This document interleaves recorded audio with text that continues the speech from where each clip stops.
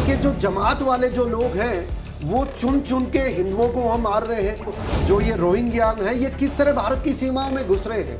अब कोई पूछे कि वो हिंदू गए कहां भाई? 5 करोड़ हिंदुओं का जिनोसाइड कर दिया गया। ये भारत के कितने भी टुकड़े कर दो, ये बांटने के चक्कर में सबसे बड़ी इसकी सजा अगर मिल रही है तो हम भारत के जो हिंदू हैं उनको मिल जी। क्या आपको लगता है भारत सरकार की चुप्पी कहीं ना कहीं इसके पीछे कोई डिप्लोमेसी है या फिर कोई वोट बैंक है? क्या इसके पीछे आप? नहीं, मैं जहां तक आज की भारत सरकार है, देखिए मैं वोट बैंक का तो चक्कर ही नहीं मानता इनका। जी। ये वो हैं जो बड़े कठोर डिसीजन लेते हैं। जी। दूसरी बात यह कि जो भारत सरकार की चुप्पी इसके ऊपर पब्लिकली चुप्पी है, बट मैं जैसे अब खुद एनालिसिस करूं, अगर मैं कोई भी व्यक्ति है, हमें दर्द है, दुख है भाई, पर वहां जो हुआ है, पर उसको कंट्रोल करने के लिए ये तो मैं मानता हूं सेना नहीं भेजी जा सकती। जी। कोई नहीं भेज सकता आज के दिन दूसरे देश में। जी। उनकी सीमा में आप नहीं घुस सकते। जी। अमेरिका भी चाहे तो वो भी बांग्लादेश नहीं घुस सका, मैं मानता हूं आउट ऑफ ऑप्शन है। जी। पर जो डिप्लोमेटिक पावर है, डिप्लोमेटिक जो अपना लीवरेज है, जो इकोनॉमिक लीवरेज है, वो हमको लगाना चाहिए। आई एम श्योर हो रहा होगा, मैं ऐसा मानता हूं। जी। कहा जाता है कि मोदी सरकार की कूटनीति और विदेश नीति सबसे अच्छी है, मगर बांग्लादेश में हिंदुओं पर हमले को लेकर अभी तक उनका बयान नहीं आया है। ऐसा क्यों?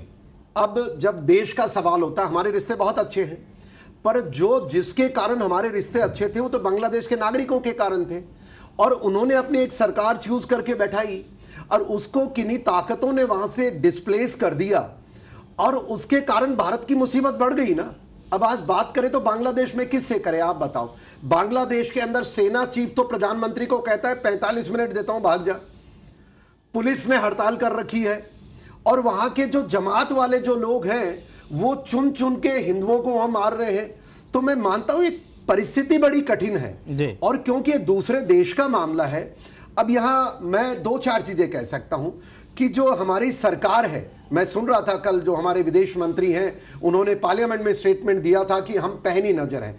ऑब्वियसली मैं उनके साथ हूं, अभी नजर हो सकती है, पर जहां तक हमारे जो इन्फ्लुएंस है बांग्लादेश में, आई एम श्योर वहां उनको हम तैयार कर रही होगी सरकार।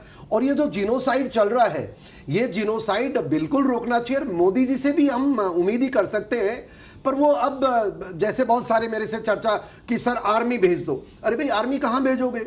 वो उनका देश दूसरा, उनके देश के चुनाव का सिस्टम, हम दबाव बना सकते हैं। हम दबाव आज के दिन वो ये नहीं कर सकते कि जाके सीधा वहां लॉन्च किया, और वहां इतने सारे। अब यही मैं आपसे ध्यान आकर्षित करना चाहूंगा कितना कठिन मामला है जी।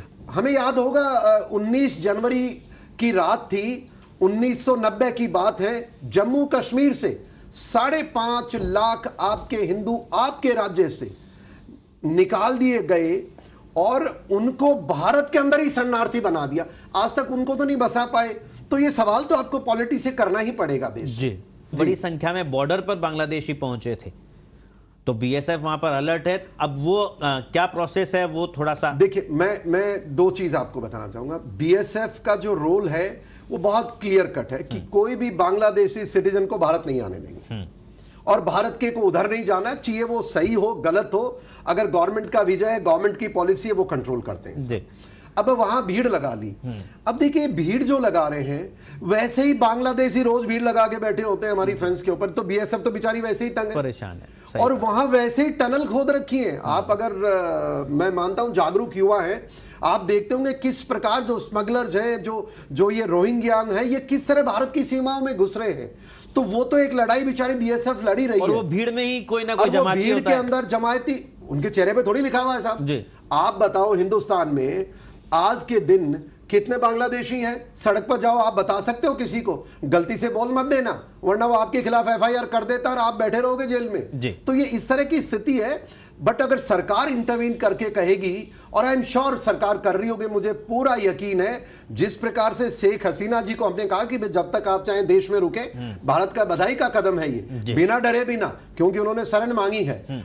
और दूसरी बात, जो अगर अपने हिंदू वहां शरणार्थी जो हिंदू है वहां के, अब तो देश का कानून भी है कि अगर उनमें माइनॉरिटी वाले हिंदू हैं वो आके शरण मांगे, अगर आते हैं तो आई एम श्योर उनको भारत सरकार बिल्कुल जगह देगी। ऐसा हम पिछले 3-4 दिन से जो तस्वीरें देख रहे हैं कर्नल साहब, मेरा तो वाकई में मैं कहूं तो बड़ा मन दुखता है जिस तरह के वहां पर हालात हो रहे हैं, हिंदुओं का नरसंहार एक इसको बोल सकते हैं, जीनोसाइड, हाँ, जीनोसाइड किया जा रहा है। अब क्या समाधान इसका आप मानते हैं? क्योंकि वहां से जो वीडियोस आ रहे हैं, तस्वीरें, आज भी एक खत वायरल हो रहा है, 12 साल की बच्ची है, उसने सोशल मीडिया की ताकत का इस्तेमाल किया है, उसने कहा कि किसी भी तरह प्रधानमंत्री मोदी तक मेरी ये चिट्ठी पहुंचा दो, और उसने वहां बांग्लादेश के हालात बयां करे हैं कि घर में घुसकर ना सिर्फ लूटपाट की जा रही है बल्कि लड़कियों की अस्मत तक लूटी जा रही है।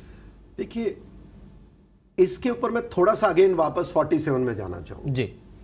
देखिए, 1905 में जो हुआ वो तो ठीक है, अंग्रेजों ने किया वो हमारे, पर 1947 में हमारे ही, जिनको हम, देखिए एक पार्टी है जिसको अंग्रेज बनाता है जी, एओयूम जी। अब इन लोगों ने देश का धर्म सा टुकड़ा कर दिया। पाकिस्तान के अंदर आज के दिन 1% भी हिंदू नहीं बचे जी। मैं आज ही कहीं एक किताब पढ़ रहा था, शायद अमेरिकन राष्ट्रपति ने लिखी है, उनका नाम मैं फिर बताऊंगा। वो कहते हैं कि मनमोहन सिंह जी जब प्रधानमंत्री तीसरी बार बन रहे थे, अगर वो बन जाते तो भारत का इस्लामीकरण करना आसान हो जाता।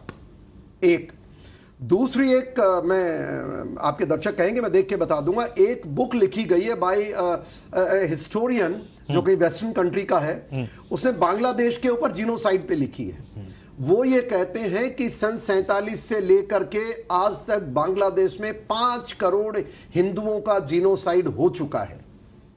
ये अभी अभी मैं सुबह इस चीज की मैं जांच पड़ताल कर रहा था। तो जो हिंदू बांग्लादेश में जो 28%, मैं इनफैक्ट 1931 या 41 में एक सेंसस हुआ था अंग्रेजों के टाइम पर, उस समय बांग्लादेश जो आज का बांग्लादेश है उसके 30% हिंदूज थे। जब ये 1971 आते आते वहां पर शायद मेरे ख्याल से ये 18-20, अब एग्जैक्ट आंकड़े तो मेरे ख्याल से किसी के पास भी नहीं होंगे, 18-20, आज वो 8% बच गया, भी कम हो रहे हैं अब, नहीं अब 7+ आ गया। अब कोई पूछे कि वो हिंदू गए कहां भाई?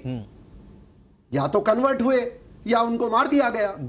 जो ये बुक एक वेस्टर्न ऑथर की आ रही है, इन्होंने कहा कि 5 करोड़ हिंदुओं का जिनोसाइड कर दिया गया। तो अब आप बताओ इस तरह की कार्रवाई, अब आप पूछ रहे हो कि सब करे क्या?